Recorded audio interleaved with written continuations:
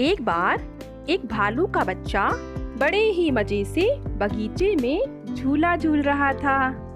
तभी दो बाघ के बच्चे भी बगीचे में आ गए और कहने लगे, हमें झूलने दो।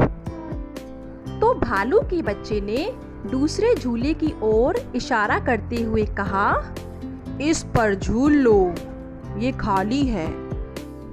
तब बाघ के बच्चे ने कहा, दिखता नहीं, हम दो हैं। तब भालू के बच्चे ने झूलते हुए कहा, तुम दो लोग हो तो बारी बारी से झूलो।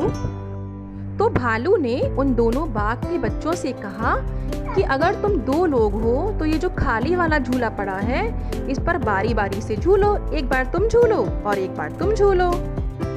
तब पता है क्या हुआ? यह सुनकर बाघ के बच्चों ने जमीन से रेत उठाई और भालू के बच्चे के ऊपर उड़ेल दी।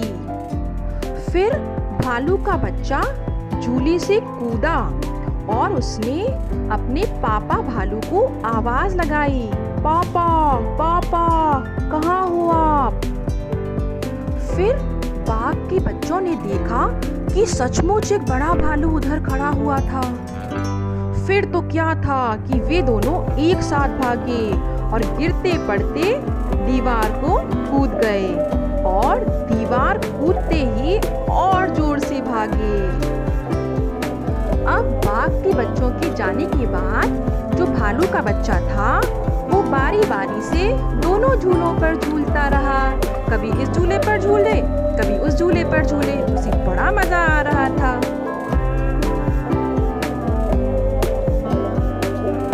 फिर अचानक झूलते हुए उसने सोचा कि कहीं वे दोनों अपने मम्मी पापा को बुला लाए तो।